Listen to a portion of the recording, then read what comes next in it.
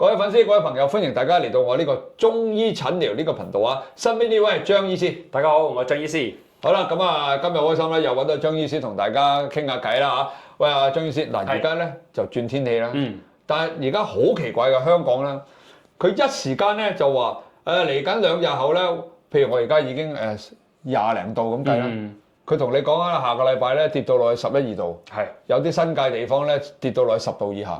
咁好啦，好似我以我老婆為例，呢幾日就唔掂啦。咩唔掂咧？我見到佢咧硬係無端端就打幾個乞嗤，係啦。佢就話咧：哎呀，老公我有啲唔舒服。咁我話你咩唔舒服啊？使唔使睇醫生？佢又話唔使喎。咁但係咧又覺得佢硬係好似周身唔妥咁樣。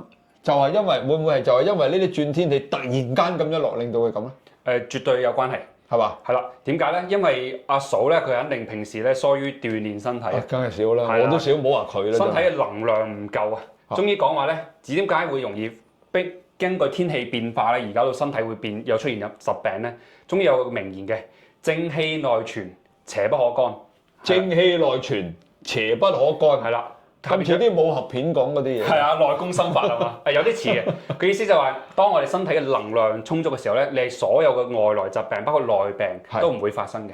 哦，不如一換個説話講，咩叫正氣？即係你嘅能量 energy 啦。咁你做運動啊，嗰啲人啲能量先至強嘅啫。少做運動啊，肯定弱少少㗎啦。係啦，因為佢能量都係處於封藏或者睡眠嘅狀態，唔喺度保護緊。佢免疫系統係瞓緊覺。所以你點激活佢咧？一係咧你餓佢，一係咧就做運動激活佢。餓佢係咩意思啊？餓佢意思即係當你處於飢餓狀態嘅時候咧，佢要叫醒啲細胞嘅。哦，係啦。咁呢個係有臨床醫學嘅。咁詳細有本叫 Lifespan 嘅抗衰老之父會講過點解咁樣嘅。佢就係因為人體處於飢餓狀態嘅時候咧，佢會咧不斷咧揾嘢食，會燃燒我哋脂肪嘅，燃燒能量，會產生能量嘅。嗰個狀態下咧，身體就會處於一種飢餓狀態同埋新陳代謝加快嘅狀態。哦，嗰個狀態下咧，能量會短暫提升咗嘅。哦，咁樣。因為消耗我哋平時唔用嘅儲蓄，唔得我哋嗰啲垃圾嘢，得包括脂肪。係膽固醇，佢變咗燃咗脂肪就變成能量嘅。咁好啦，講翻先啦。咁你天氣而家我哋轉啦。咁我哋有啲咩要留意嘅咧？或者起居飲食啊，或者各方面需唔需要留意咧？因為突然間呢個禮拜天氣又突然間一跌就跌10幾度，都好啦。過多2日又升翻10幾度，個人點頂先得㗎？等於你喺個雪櫃，好似我哋以前做廚房，呢個雪櫃負零下28度，你試下走入去10分鐘出翻嚟啊！你唔病咗幾難？絕對容易病，係嘛？一冷一熱就超容易病嘅。係咯，咁即係我哋而家有咩辦法可以預防啊？或者有咩方法我哋可以喺起居飲食方面着手咧？預防咧，首先大家咧自己要帶翻喺呢啲天氣咧，一定要有個外套同埋保護條頸好關鍵。因為所有感冒嘅源頭咧，係因為我哋條頸冷親。唔係個肺咩？唔係個心啊？因為你頸後邊咧有幾個大穴位，呢度係啦，圍住我哋叫風池、風府同埋醫風。呢咁多風咧，古人已經認知到呢度好容易入風嘅。哦，唔係凍親個肺啊，凍親條頸，係凍親條頸，係啦。因為呢個地方嘅生理嘅狀態咧，就好嗰個地方咧，好容易收窄。哦，本來就好窄㗎啦個血管，跟住一冷親咧，啲血管就會收縮。一收縮嘅時候咧，就會出現咩？好容易咧，毛孔打開咧，或者係咧入咗病邪鎖咗一邊。哦，啲細菌入咗去。哦，咁細菌入咗去就會身體會出現呢個免疫反應，就會尖寒尖凍開始。哦，呢啲好似女人成日發生喎。係男女都會嘅，但係女人仲容易，因為女人嘅陽氣能量比男人弱啲嘅。女人成日都手腳凍㗎嘛。係啦，就係佢個身體唔夠熱啦，唔夠 energy 啊。即係話我哋就算我哋戴外套都好，如果佢個領比較高啲嘅，即係包住佢，係啦，就會好好多嘅。所以話點解話坊間有講多條頸巾就多件衫咁嘅意思？哦，就係最緊要條頸嘅其實係。我哋呢條片出咗街之後，會唔會啲人掃晒街邊嗰啲出邊啲頸巾啊？啲頸巾啊，嗰啲逢係有高領嘅衫咧，都多人買咗啊！係啊，都可能會喎，帶起潮流啊！我哋咁樣快啲，你有咩啲衣服嘅代言揾我哋傾傾啊？都有商機啊！唔係講笑啫，好啦，講翻言歸正傳先。好啦，咁啊仲有啦，嗱你講咗啦，譬如起居飲食方面，我哋要着多件外套啦，要保護住呢條頸，一定要保護頸。咁保持溫暖好關鍵。咁食療咧？食療咧就係我哋呢個時候會喺中醫嚟講點食咩咧？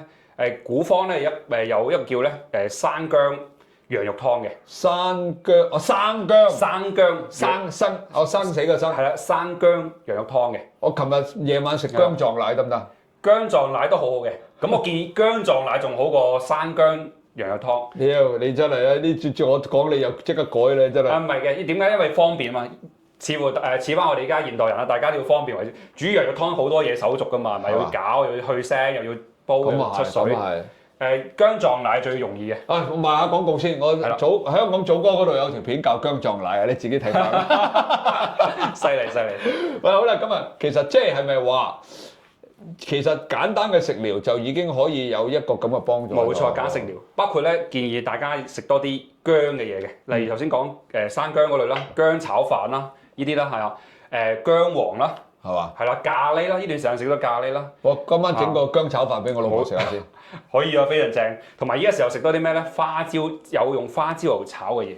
花椒啊？係啦，花椒去風寒好。我呢輪拍嗰啲香港祖國教煮餸，我好多教落花椒啊、辣椒啊、乾辣椒嗰啲。哇！你好有 potential 啊，好有 download 呢啲直覺啊。其實我本身係一個廚師嚟嘅，都係半個中醫。我哋自古中醫啊，都係半個廚師嚟嘅，係嘛？包括我哋《傷寒雜病論》嗰個名廚嗰個名大醫啊，都係廚師出身嘅，係嘛？係啦，廚師有啲靈感啊，對於醫病。喂，咁我遲啲得閒你教下我中醫，我又用你啲中醫教我方法煮個餸咁樣。咁我都可以學下做廚喎，原來。係嘛？哦，咁得，收錢啦嚇！你想跟我學嘢可以啊，收錢啦。喂，好啦，再講翻先。唔係喎，嗱咁樣啦，即係我又講翻我老婆啊，即係佢始終佢呢輪就俾少運動啦，同埋工作真係太多啦，你都知啊，成日接好多啲粉絲嗰啲留言啊，各方面嘅嘢。好啦，以女人，我又就用翻女人嚟講啦。咁啊，女人啊喺冬天嘅時候，咁啊除咗你講咗啦，着多啲衫啦，或者食療啦，咁有啲咩有冇針對女人係食咗特別好啊？我建議喺呢段時間咧，可以大家飲多啲紅酒嘅。紅酒係啦，各位粉絲、各位朋友，嗱，我香港祖哥咧喺呢度同大家隆重宣布咧，2026年咧我哋有盤菜推出嘅。嗱，舊年咧我就同呢個食神滔滔一齊合作啊，咁今年咧我就同我身邊呢個徒弟阿威哥一齊合作啦。阿威哥今年有咩款式推出啊？今年係推出呢個圍村盤菜，同埋我自己係出翻個重慶四川麻辣盤菜。哇！咁啊招呼啲食得辣嘅朋友。犀利啊！有辣有唔辣俾大家睇啊！嗱，我哋面頭呢一盤咧就係6位㗎，係嘛？係。喂，好誇張喎，威！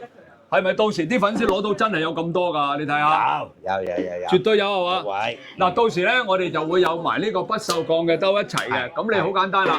翻到去咧就咁放落去煮翻熱佢就可以食咯。係咪啊？嗱，咁好嘅機會咧，大家千祈唔好錯過啦！記住，如果你想訂盤菜嘅話咧，就揾小助手啦。我哋推出2個 size 嘅，一個係細，一個大。呢個係6位嘅，仲有一款係12位。12位。係。好啦，嗱，呢個機會咧，希望大家咧鼎力支持啊！仲有想食盤菜嘅，唔好錯過啦！我哋喺呢度先多謝粉絲先，多謝。係啦。中醫教人飲紅酒，冇錯，適當嘅紅酒係養生。你咪走去賣酒啊嘛？咁我絕對冇呢件事。用紅酒去煮嗰啲嘢咧係非常好嘅。煮餸好啦，或者用紅酒咧攞嚟間中少一細杯咧，去對養生、促進血管循環、代謝係好好嘅。係嘛？因為紅酒入邊有大量嘅多酚類，喺營養學多酚類、白藜蘆醇啊，同埋啲花青素都好強嘅抗炎、抗衰老，同埋好多咧係提升免疫力嘅功效嘅。哇！原來咁噶，冇錯，我又整一個紅酒燴牛肉俾我老婆。冇錯，呢個特別冬天啦，凍啊嘛，咁啊要紅酒去促進血液循環，酒本身都可以行氣活血嘅，係有機理嘅。點解話要飲紅酒啊？喂，咪住先，我哋廣東人、香港人啦，唔好話廣東都有，我哋香港人啦，喺冬天啊，梗係食咩啊？打邊爐啦，羊腩煲啦，呢啲得唔得？羊腩煲會唔會肥一陣啊？羊腩煲有啲肥，如果當佢冇去油脂嘅情況下，實肥㗎啦。羊本身嗰陣皮最好食就嗰陣皮啊嘛。係。咁個皮底下咪有啲白色嘅膏啊？實有㗎。實有嘅。即係呢個就唔係，即係呢個就係暖胃嘅啫，但係就對於食療就唔係太大幫助㗎。食療我哋一般用咩咧？加埋當歸同生薑嘅。所以頭先我羊肉加當歸生薑係絕配嘅。咁另外煲一個羊肉生薑湯咯。係啊，加埋當歸喎。因為原理就係頭先我用紅酒原理一樣嘅，促進血液循環。係啦。點解會有手腳冰冷？點解凍咧？都係關於你嘅 circulation， 你嘅循環弱咗，心弱咗。係啦。血管行得慢啊，行得慢嘅地方，當血唔到嘅地方就會凍，凍嘅地方就會容易入寒氣。嗰個容易就好容易冷親，好容易感冒，可以就免疫力低㗎啦。喂，我想問咧，你話嗱，飲紅酒啊，OK，飲砵酒啊得唔得？砵酒啊，砵酒係咩咧？砵酒嚟？砵酒係英文叫 port 啊，P-O-R-T。係咩成分？砵酒因為以前我哋嘅年代啊，即係你後生嗰陣，我哋嘅年代咧係啦，以前我哋嘅年代咧，即係我嘅上一輩啊，可能有啲走咗噶啦，咁咧就教我哋啲下一代，即係嗰啲女人啊，佢話咧，如果你能夠飲酒嘅話咧，即係嗰陣時冇興係紅酒嘅嗰個年代。根本紅酒基本上你想揾都難啊，要去啲5星酒店先有。咁嗰個年代咧就，但係咧坊間好容易買到嘅咧，嗰個叫砵酒，即係個石字右手邊做個本字，嗰個叫砵酒。砵酒其實係英文叫 port，P-O-R-T，port 係啦 ，port wine。咁咧佢哋話咋，其實我都冇飲過，我哋攞嚟煮餸嘅啫，基本上啊。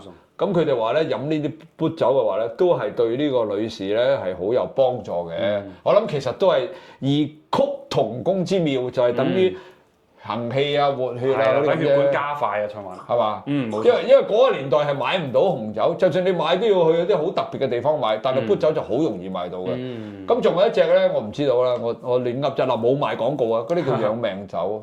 我唔知你有冇聽過？有，放咗好多啲中藥材喺入邊嘅，得唔得啊？睇佢咩成分。要識嘅，係啦。喂，唔係喎，咁我想問啦，因為我有啲朋友咧，我喺國內有啲朋友啊，咁咧就佢屋企咧，佢間屋好大嘅，成2000幾3000隻，佢浸咗好多缸嘅中藥，中藥酒，係啦，佢有啲咧好得意嘅，就咁全部都係啲中藥嚟嘅啫，即係我嘅認知咧就係有啲人咪放啲蛇啊，咩鋼拐啊嗰啲咁嘅，佢唔係㗎。佢係一間裝好大盅嘅，佢就放咗嗰啲中藥，佢識嘅喎，佢好叻喎，佢講起上嚟咧，我以為佢係中醫師咁滯，好犀利。佢講到呢個盅放咗啲咩落去，就有咩用，放咗咩落去咯。我最記得，我死都記得。點解我要講啦？即係我解釋俾你聽，犀利。有一次我去到屋企食飯，咁佢好好啊，招呼晒我哋，整咗成10幾個餸出嚟。咁佢咧就攞咗一杯酒，嗰杯酒嚟嘅，咁大杯嘅，好大杯，你諗下咁大杯喎，好大杯啊！好啦。佢俾我飲，佢話：祖哥嗱，我呢杯酒咧，我係浸咗15年嘅，即係我心諗有幾巴閉啊！15年真係啊，我咁諗咋，係唔係都話15年㗎啦？啲陳皮夠話15年，夠話30年啦，係嘛？好啦，佢話我浸咗15年，我俾你飲啊！佢好得意㗎，佢咧就係浸到咧，佢唔係佢本身浸嘅時候係白色嘅，佢浸到咧好似啲利賓納咁啊，紅色紅紅黑黑㗎，哦，犀利！飲起上嚟咧係張口㗎，哇！我講俾你聽，真係犀利，真係好誇張啊！一飲落去冇酒味嘅，完全酒味都冇。係咩味咧咁？相反係有啲當然啦，藥材味啦，加甜味。我唔知佢係咪落咗杞子落去。應該有。哇！好飲到咧，真係。我跟住就同佢講，我話喂，不如咁啊，你可唔可以俾個樽我裝翻屋企啊？而家我屋企仲有，我第二次攞啲俾你試下。好。好正，我第日攞俾你試下。正啊！好正。試下。不過得翻好少啫，得翻我唔捨得飲啊。15年都唔容易啊！後尾我哋知唔知我有幾杯啊？有幾杯？有冇3杯？咁大杯？哇！冇醉咩咁樣？冇。佢因為佢浸得耐啊，可能嗰啲酒精揮發咗，同埋佢落咗好多啲中藥材。當然我唔識啦。已經完全滲透晒嗰啲係酒精度，已經融成為一體啦。同埋啲酒揮發晒，哇！好純啊！咁好純，有乜理由浸嗰啲藥材酒浸到張口啊？好似啲結嘅利賓納咁。但係佢甜嘅喎。咁啊真係又係好，係啦，佢有果糖喺入邊，好犀利。又講一個好笑嘅俾你聽。有一次喺廣州有朋友請我食宵夜，咁佢又攞咗杯紅酒，嗰啲紅色佢唔係嗰啲真係西式紅酒啦紅酒，佢係話呢啲係藥材酒，好靚嘅浸到。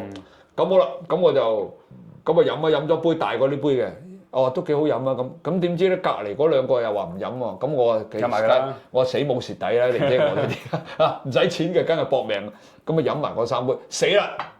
飲完之後足屙咗4日，咁要睇佢放啲咩落去啦，令到屙到咁啫。就奇怪啦，一杯就好純，我肇慶嘅嗰個朋友。好啦，呢杯咧就屙咗4日，屙到我抽筋，咁都唔知係咪佢啲酒有問題定係我自己成日。咁我要同觀眾同埋各位朋友講聲啦，因為酒咧唔係亂咁浸嘅，一定用米酒啦嗰類嘅。點解咧？因為而家啲酒咧用小麥製咧，可能你西酒啊、西洋酒啊，我唔知佢點。西洋酒大部分都係用小麥製，咁小麥而家咧好有毒性喺入邊，有叫麩質，啲麩質有毒性，會刺激腸道會敏感嘅，過敏嘅原因。哇！我諗真係啦，所以用錯酒類唔得嘅。